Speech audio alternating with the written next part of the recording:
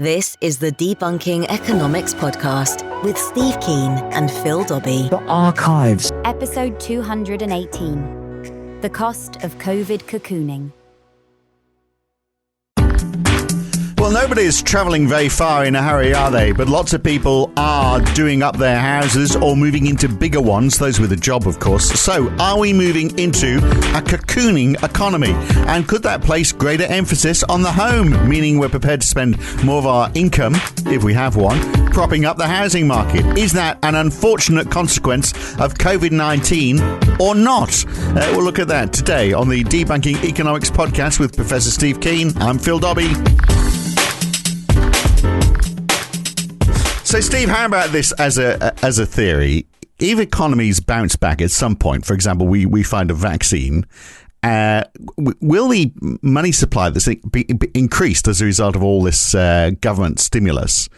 Will that cause inflation, and could that cause panic buying of houses? Because we're going to have low interest rate and people thinking, oh my God, we've got inflation, house prices are going to go up.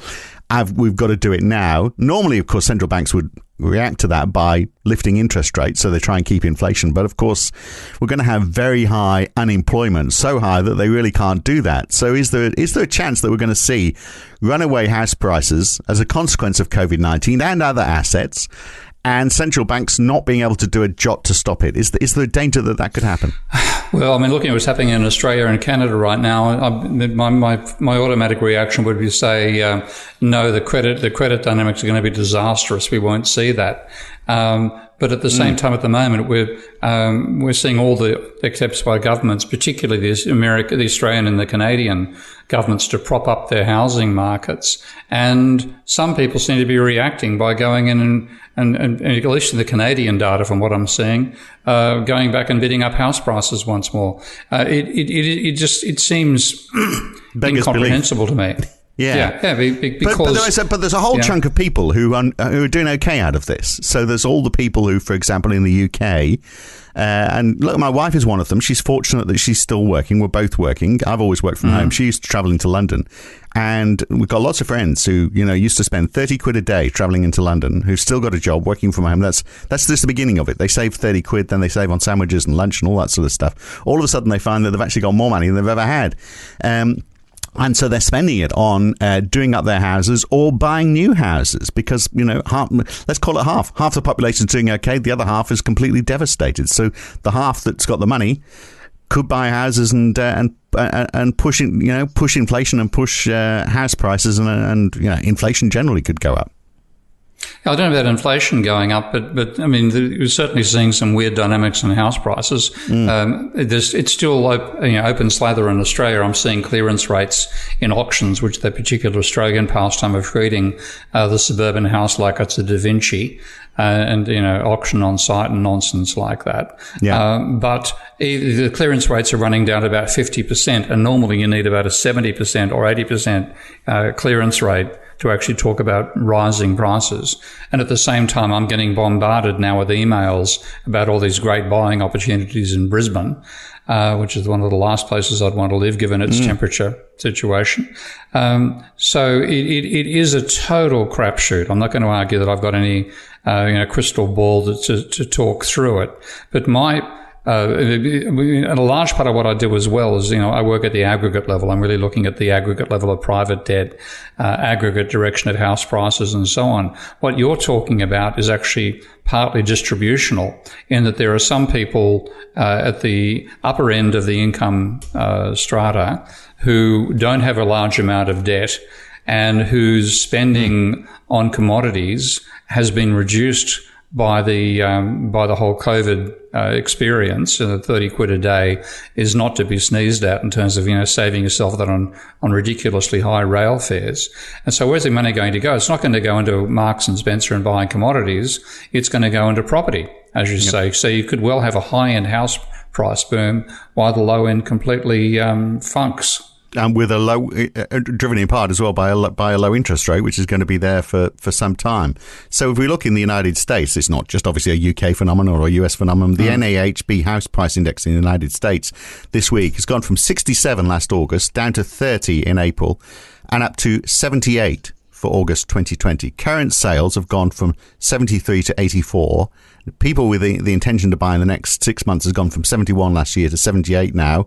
And people are looking as well. So traffic levels of prospective buyers has gone from 50 to 65. So by whatever measure, the housing market in the United States as well is roaring ahead, and in the UK, house prices are rising. Whereas normally in the summer months they'd be subdued, but it's out of London selling. The right move data that's been out this week, Scotland and the Midlands. Asking prices are 6.3% up year on year right now. Wales is up 5.8%. London's about 2%, but still up. But people are getting out of the big cities and out into the countryside, so they're moving as well. So there's quite a few dynamics going on here. But I wonder how long it's going to go on for. Yeah, well, I mean, the trouble with this crisis is a bit like with the last one as well. I think we were discussing this ourselves way back in the late noughties in Sydney. You'll have a government bring in a support of some description for whatever it is, a support for the market, support for incomes, et cetera, and take it away as it starts to have an effect, and before it's taking it away too early. So, and we've seen that with the various schemes this time around, particularly in the UK and America, having a scheme which means people have got a cash flow. And in the American case, I think it was $600 a week was given as an income support for about 4 weeks. And there was actually a dramatic increase in consumption because that was more than the people were earning. The minimum wage jobs, they were all below minimum wage jobs in many cases. You had to be unemployed to get it, though. So they wouldn't be people buying houses necessarily, and they did. No, but it does give you a spike for the house for the consumer prices, which you wouldn't have factored in otherwise. Yeah. So do you think? And then in the UK, lots of places, mortgage holidays as well, or encouraging banks to give mortgage holidays, and then in the UK, which has almost certainly contributed here, Rishi Sunak has given a stamp duty holiday up to next March. So no stamp duty if you're buying a house up to $500,000, which would be which would be quite easy to do in Scotland and Wales. So that might explain part of that growth as well. So the question is why? Why do you need to prop up house price? Isn't that the least of the issues that we face right now? Isn't unemployment a slightly bigger issue and getting people back into jobs? Oh, of course it is, but in many ways that's been ignored and pushed into the background. Certainly, like in Australia and Canada, the two outstanding examples of house price bubble-driven economies. That's been driven right back into the background because since the financial crisis, you have had the slow grind upwards of the economy, meaning unemployment was historically low before COVID hit, and in some ways they've even lost the focus on what unemployment actually is. They never really had it, the belief that it's voluntary and that it's a sensible thing to require somebody who's unemployed, as they do in Australia, to apply for about 40 jobs a month, when the ratio of available jobs to unemployed people is about 1 to 10. I actually feel not just sorry for the unemployed who've got to do that, but the bloody employers who get a whole bunch of applications that are useless. It's making it hard for them to find the people they're actually looking for. But yeah, the focus has gone right onto the property market and making sure that doesn't fall. And I think that largely reflects that the political class that elects whether they're Tory or Labor, whether they're Liberal or Labor in the Australian case, or Democrat or Republican, the immediate political interests are first of all the financial sector and secondly, house owners. So can you? And that's what they're pandering to. Yeah. So what about inflation then? Can we have house prices going up, but in general, inflation not going up? And is that what we're seeing here? Yeah, well, again, this is how I look at inflation very differently to the way that the mainstream economists think about it. They see it as basically, like everything else, it's supply and demand, and that's the end of the story. To me, and this actually is very post-Keynesian in orientation, prices are mainly an income distribution mechanism. They're not deciding whether you buy apples or oranges, the usual way that neoclassicals think about it as an allocation system. It's an income distribution between workers and capitalists, and also it's a level of markup, the level of market power that corporations have, the extent to which they mark up their prime costs, which largely are the cost of workers.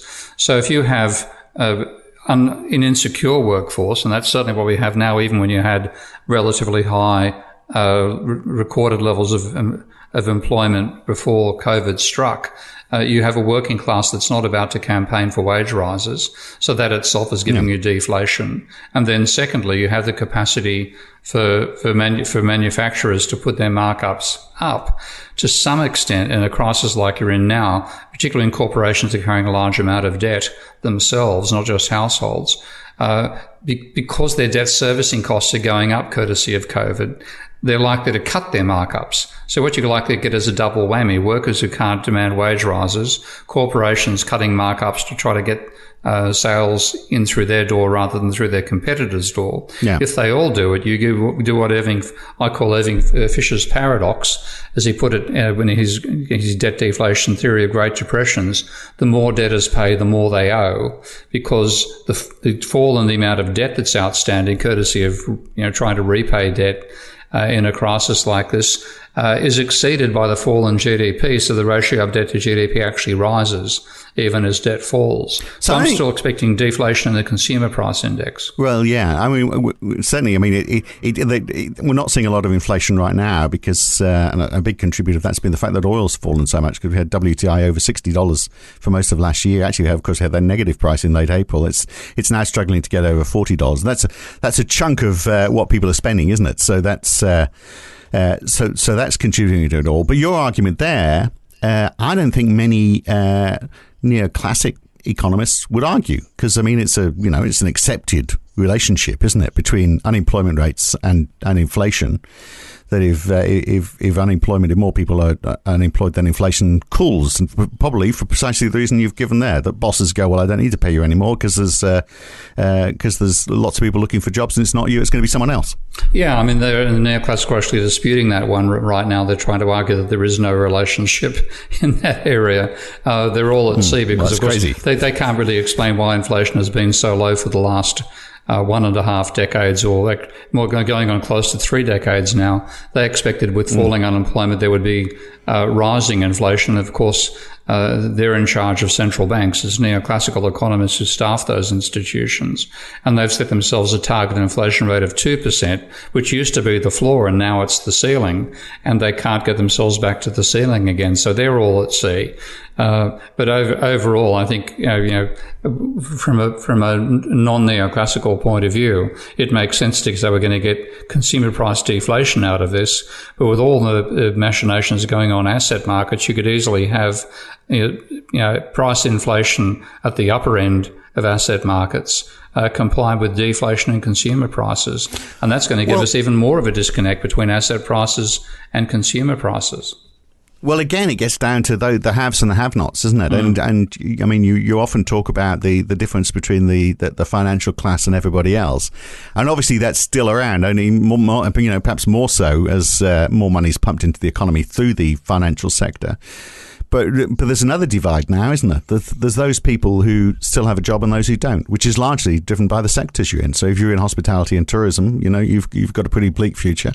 If you're in jobs which are online, office-based, not in those sectors, then you're doing okay. And that's a divide in society. Yeah, I mean, there was a similar one in the Great Depression, nowhere near as extreme. But my family actually benefited from that because my grandfather was a postmaster, and when you had with the deflation in the 1930s, his wage didn't fall. And actually got a rising living standards during the Great Depression. So there are always pockets of that nature. But the thing is, this time round, you've got this crazy distribution of it, because I think the services sector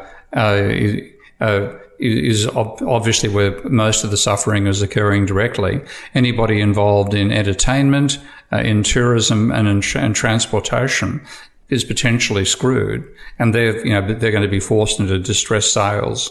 But at the other hand, if you're somebody in management, or you're a creative it doesn't have to perform in front of people. You and me are a good example there, I suppose. That's it basically, isn't it? Anything which is public facing. Yeah, it's public facing versus not public facing. You can carry on working from home and you don't need to be in close contact with people. Yeah. So what about, the argument that, because I'm trying to figure out, do you think we are going to have inflation, or do you think it's going to be subdued? What's my expectation is still deflation.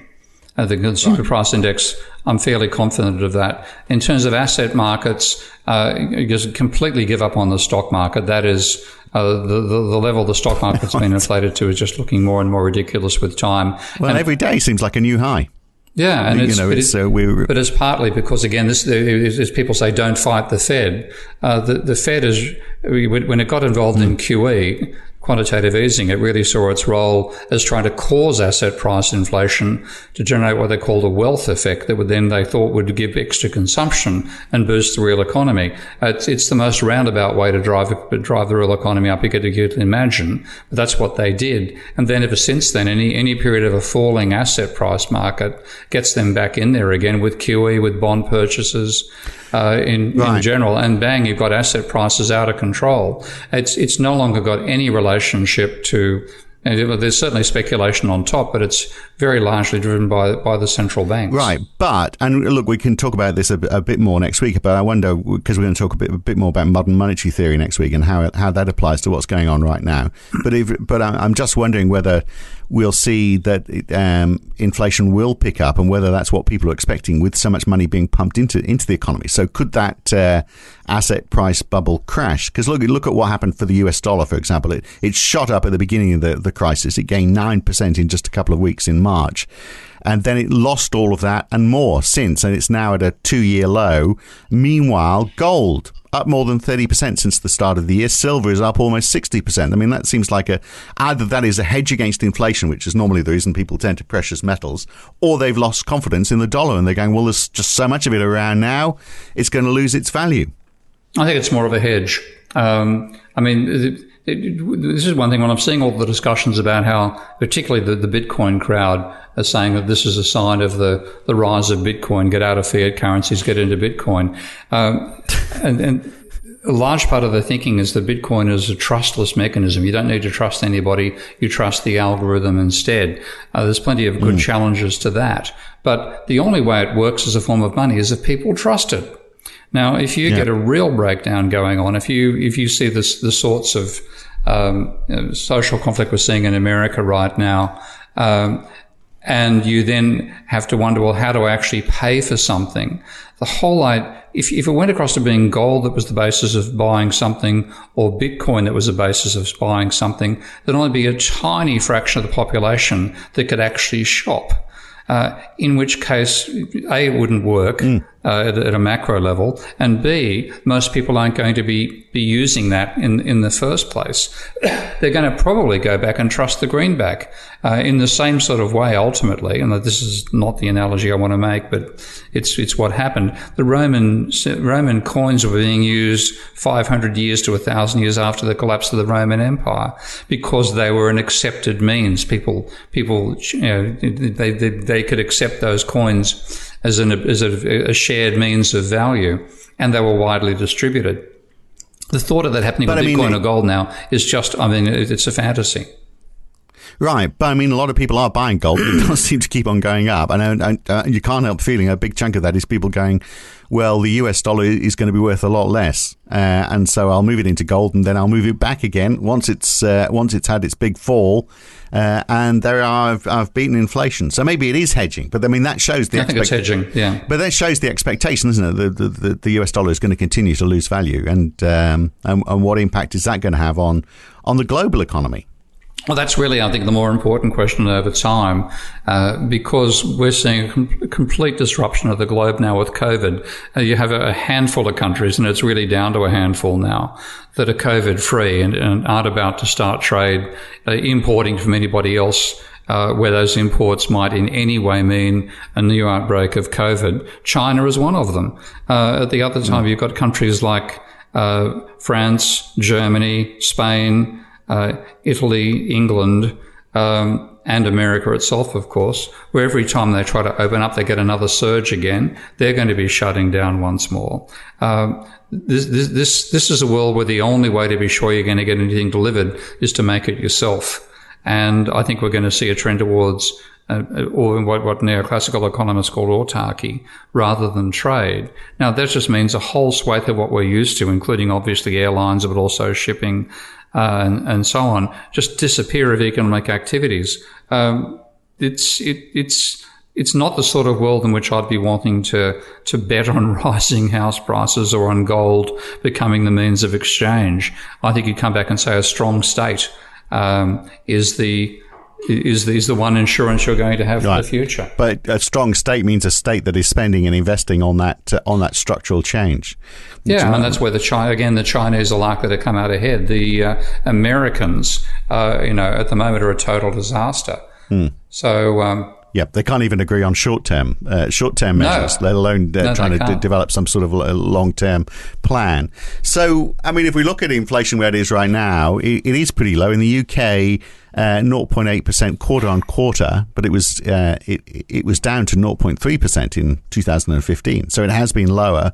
In the US in July, it was still up 1% on a year ago, even with that 11% drop in energy prices, because food was up over 4%, because we've still got to eat. And grocery chains, of course, haven't been discounting. So there is... I mean, that's just another example, isn't it? We're seeing short-term structural change. It seems from what you're saying, we're going to have to get used to long-term structural change, and that's going to move a lot of dynamics around. I think so. I mean, there's just no way that the long supply chains we're used to are going to survive this. And this is one. I mean, I've got my article coming out on Nordhaus pretty soon, hopefully within the next 2 weeks. And I can't help thinking during this crisis of some of the moronic garbage that was spouted by people like Larry Summers in the so-called survey of experts that Nordhaus did in 1994, where they were asked to think what would be the impact of, say, a 3-degree increase in temperature on America's GDP or the global GDP. And the basic answer was, because of the incredible flexibility of modern societies, meaning their model of capitalism, the effect will be essentially zero. Well, here's our first crisis, and the effect is essentially minus 30%.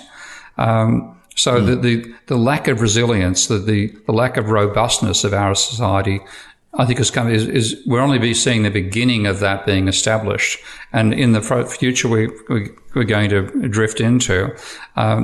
I can't see long supply chains ever being established again. So it's every country for itself is the likely fate. But doesn't that then get back down to the idea of cocooning, that everyone's going, well, okay, I'm going to be spending a lot of time at home from now on, within the country and at home. The idea of travel is something that we might read about in old novels. Maybe for a while anyway. And so, we think, well, okay, an Englishman's home is his castle. Let's spend on that and make sure we get that right. So everything that we have available, if we've got money available, we're going to put into a home, and that's going to drive a bit of inflation in house prices. That's going to be a bit of a fortress mentality, like a home fortress mentality, and that's quite feasible. And certainly also, as you see, if you're suddenly not spending as much as you were on a whole range of what really are discretionary expenditures, travel being the obvious one, then in that situation, bang, what do you do with the money? And certainly consumer prices at the food level, they can be driven up by the sheer fact that you have to have far more costly ways of producing food than we have at the long supply chain. So you could see some price inflation in that area. But overall, I think, everything else is going to be plunging in price. So the idea of don't put your money into commodities, put it into your personal asset, and bang, we get an increase in people's willingness to pay money to buy houses, which is the last bloody thing we need. Well, exactly, because that is not helping the economy recover, is it? So that's money that could have been spent on other things. Not quite sure what those other things are, but whatever it is that's going to get the nation, or collectively the nations of the world, back on their feet. If we're not spending it on entertainment, eating out, traveling, all the other stuff that we used our discretionary spend on, if we're not going to do too much of that in the next year or so, could be many years. What are we spending it on? It would be nice if something needs to be on something, but not housing, because in effect it's dead money, isn't it? Well, this is where people are saying we should build better to get out of this crisis, reduce our reliance upon carbon-based energy systems, reduce our reliance upon transportation that's fossil fuel based. So that's the hope, but that's not going to be done at the household level. That again is the sort of thing where you either have to have the government helping, making it, taking away impediments to green technology, or you have to have firms investing in the area, as we start seeing coal in particular become a stranded asset. So again, this is not a situation where I can see a market economy deciding where we go. It's again the command economy at this period is more likely to survive what we're going through. And again, that's why I think China's going to come out of it better than anybody else. So if you're saying that, then putting a slug of money, helicopter money, saying, well, okay, here's a slug of money in your bank account, spend it just so we can get the economy moving. That's not going to work, because we're just going to spend it on our house, probably. Yeah, you want the money to go into building your green technology, building nuclear, anything which takes the carbon load off the planet. That's what's necessary. But there's no way that the market economy is going to do that at the speed that is necessary to reverse what we're doing to the climate. But how do you get that money into the right places? Do you say, well, okay, let's give people, let's find a way to make sure that people aren't just spending money on investing in houses, and then they're investing in green, future-proof industries, or does the government just do it? So in other words, does it go into your bank and then you decide what's going to be the best use of it, or does the government, is it a real centralized economy? I mean, you can see there'd be an enormous amount of opposition to that in the Western world, but do you go down that road and say, well, okay, for a while that's what we need, because we need to spend money in areas where it's going to future-proof the economy? Well, you've also got, I mean, one thing which means it can be more market-based is the extent to which progress in solar technology and wind technology has meant that it's now profitable to replace coal-based power stations with solar and wind. That's something where you can say, let's rely upon the market to do it and just remove the subsidies for fossil fuels that give them an advantage. But the other end, if you want to go nuclear power, then that is the sort of thing which we don't have an Elon Musk of nuclear power. It would be something where you'd have to expect a state institution to fund building power stations on a grand scale. I'd love to be able to say that thorium reactors at the 40 megawatt scale, which are the sort of things you could produce and sell into a market at a profit. I'd love to say that they're feasible. We haven't even got a demonstration thorium system yet. So you're talking, you've got to be talking large scale state spending, and then at the same time, transportation mechanisms which reduce our need for carbon in general, and less transportation to begin with. It's a huge mess that we're walking into, and that's what worries me. Looking for any particular brand of solution in that is, I just think, being delusional. Right. Although, there is the one thing we do love, if you look at, what people are investing in the share market, it's all technology stocks, because people have figured out that, we love our technology and we will continue to. There's a whole, another generation coming along that is obsessed. They don't just like technology, they're obsessed with it. If real life was taken away from them and they could just spend all their life online, that's what they do. So that and energy sort of go together quite well. It'd be quite easy, wouldn't it, if we had, if we were told it's now cost effective for you to have a large battery on the side of your house and solar power and the ability to control all that and maybe trade with it, so you've got, sort of a little bit more intrigue, something else to do with your day, which is money related. Everyone would love that sort of thing. And, that's a direction, the economy sort of localized. Electricity, I think we've spoken about this before, with localized trading and all driven by a gadget. Every gadget freak, which is a big slug of the population these days, would love that sort of thing. And maybe that's a direction which is gives us something to buy, keeps an economy going, and is good for the planet at the same time. Have you seen Ready Player One? No. Have I just described the plot to you, have I? What is it? Pretty much. Everything falls apart in a heap. It's actually based on the town of Cleveland in the United States, which is a pretty damn good choice. Right. Steven Spielberg movie. And everybody lives in a virtual universe. I've forgotten the name. I think it's called the Oasis.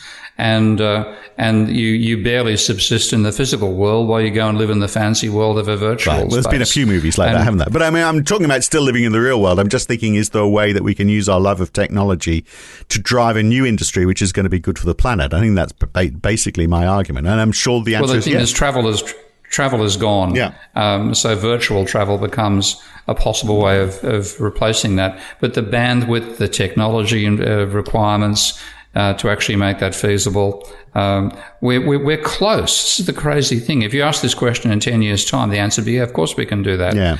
I'm not so sure about that. I'm not quite so sure we'll want to virtually travel to Rome. I think we'd rather just walk in the countryside near our house and actually have a bit of real life.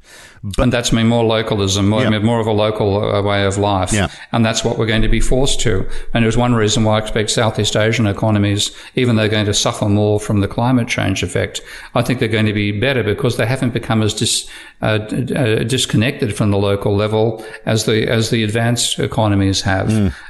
You've got to, even though you're in the British countryside, you've got to walk a fair way to the nearest farm. I've got to walk about 1.5 kilometres. And in Thailand, and I think that I wouldn't have to walk that far, actually. But yeah, I know. But that actually does raise the point, doesn't it? About land all of a sudden becomes very important, doesn't it? So if you're in Hong Kong, for example, I was talking to someone from Hong Kong this week, and saying how was it? And they're saying, well, it's actually not great because we lots of places are closed at 6. You can only get takeaway. Everyone lives in these small apartments because they're used to eating out and they can't eat out. And that's from COVID-19. Irrespective of what's going on with the riots and China's influence there, so because they don't have land, and so anywhere where there's land is going to become in demand because of this localism, isn't it? And so again, it gets back to house prices. If you've got a house that's got a good backyard, surely the price is going to be driven up. Maybe, we're seeing, as I said earlier, we're not seeing that growth in London. We're seeing the growth in the UK and other places where people can have a garden because they need that space because they know they're going to spend more time in it. I mean, I think this just shows how much this has driven a wedge through our vision of how robust our societies are. And again, back to those delusional comments from my classical friends to Nordhaus in 1994, we've mistaken efficiency for robustness. And at the very first major shock to the system, it's fallen apart because it hasn't been designed for resilience. It's been designed for rapid throughput, which means fragility.